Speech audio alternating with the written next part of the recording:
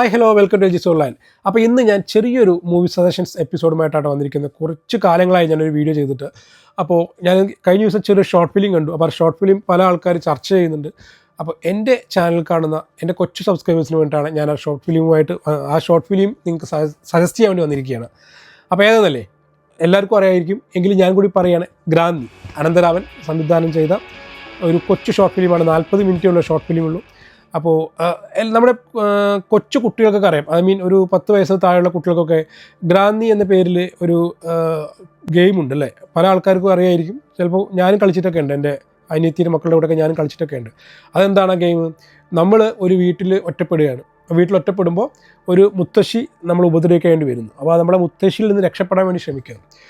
ചിലപ്പോൾ ചില ഗെയിമിൽ മുത്തശ്ശനായിട്ടുണ്ട്, ചിലതിൽ മുത്തശ്ശിയാണ്. അതൊക്കെ ഓരോ ഗെയിം ഇതിൻ്റെ രീതി പോലെ ഇരിക്കും. അപ്പോൾ നമ്മൾ രക്ഷപ്പെടുമ്പോൾ നമ്മൾ എന്ത് ചെയ്യും? പല സ്ഥലങ്ങളിൽ നിന്നും ചിലപ്പോൾ എന്തെങ്കിലുമൊക്കെ പോയിന്റുകളൊക്കെ ഉണ്ട്, അതൊക്കെ എങ്ങനെയൊക്കെ ഗ്രാബ് ചെയ്തെടുക്കുക. ചിലപ്പോൾ ഈ മുത്തശ്ശി കിടക്കുന്ന കട്ടിലിൻ്റെ അടിയിലായിരിക്കും ചിലപ്പോൾ ഒരു കീ ഉണ്ടാവുക. ആ കീ എങ്ങനെയും എടുത്തു കഴിഞ്ഞാൽ നമുക്ക് വേറൊരു റൂം തുറക്കാൻ പറ്റും. ആ റൂമിൻ്റെ ഉള്ളിലായിരിക്കും കാറിൻ്റെ കീ ഉണ്ടാവുക. അതെടുത്തു കഴിഞ്ഞാൽ അങ്ങനെ ഘട്ടം ഘട്ടമായിട്ടൊക്കെയാണ് ഗെയിം. അവസാനം ആ കാറിൻ്റെ ഓരോ സ്പെയർ പാർട്സും എല്ലാം എടുത്ത് അത് സെറ്റ് ചെയ്തിട്ട് അവിടെ നിന്ന് രക്ഷപ്പെടുക. ഇതാണ് ആ ഗെയിം.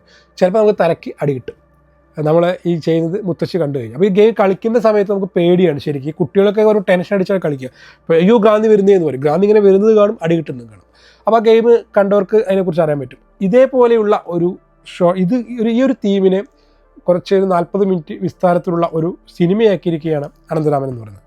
അത് നമുക്കറിയാം എന്താണ് ലാസ്റ്റ് സംഭവിക്കാൻ പോകുന്നത്, എല്ലാം ഈ സിനിമ കാണുന്ന എല്ലാവർക്കും അറിയാം. എങ്കിലും വളരെ ഉദ്യോഗജനകമായിട്ടാണ് ഈ ഒരു ഷോർട്ട് ഫിലിം എടുത്തിരിക്കുന്നത്. 2 ക്യാരക്ടേഴ്സേ ഉള്ളൂ. രണ്ടുപേരും നല്ല രീതിയിൽ തന്നെ അഭിനയിച്ചിട്ടുണ്ട്. KPC ലീല എന്ന് പറഞ്ഞ ആക്ട്രസ്സാണ്, അവരാണ് മെയിൻ റോൾ ചെയ്തിരിക്കുന്നത്. വളരെ മനോഹരമായിട്ട് അവർ അഭിനയിച്ചിട്ടുണ്ട്. നമുക്ക് ഭീതിപ്പെടുത്തുന്ന രീതിയിലുള്ള അവർ എക്സ്പ്രഷൻസ് ഒക്കെ.